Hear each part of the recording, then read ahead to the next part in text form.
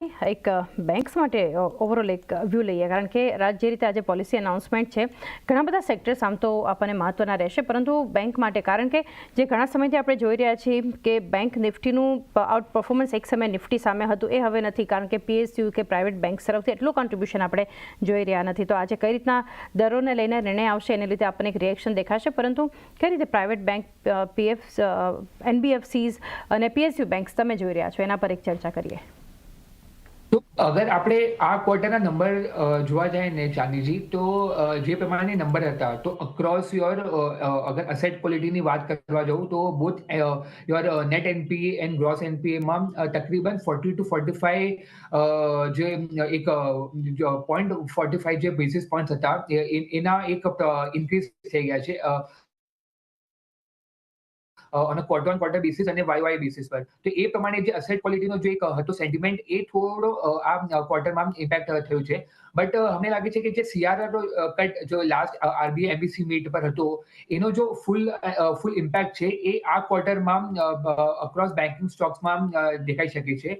તો એ જો liquidity boost છે અક્રોસ બેન્કિંગમાં, એ અમને લાગે છે કે એ કંપનીને ફાઇનાન્શિયલ્સ પર બૂસ્ટ કરી શકે છે.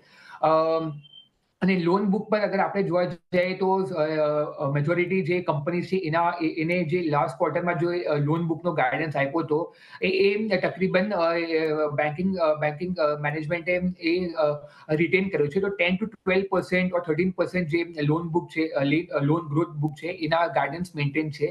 અને વેલ્યુએશન પેરામીટર પર અગર આપણે જોવા જઈએ તો banking stocks are trading at very reasonable value. તો એના પર પોઝિટિવ ટિક છે અક્રોસ બેન્કિંગ પર.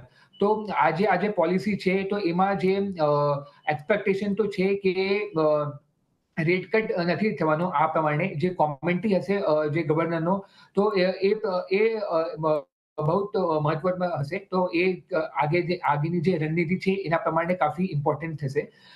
But over to 6 to 8 months time frame અગર આપણે જોવા જાય તો banking looks quite positive two અસ, કેમ કે જે ટેરિફનો ઇમ્પેક્ટ છે એ બેન્કિંગ પર નથી. વેલ્યુએશન ફ્રન્ટ પર જે બેન્કિંગ સ્ટોક્સ છે એ કાફી પોઝિટિવ લાગે છે. લોન ગ્રોથ જો ગાઈડન્સ છે અક્રોસ મેનેજમેન્ટે એ રિટેન કર્યો છે. તો આગળ જઈને જે અસેટ ક્વોલિટી છે, મને લાગે છે કે એમાં ઇમ્પ્રુવમેન્ટ થવાના ચાન્સીસ છે.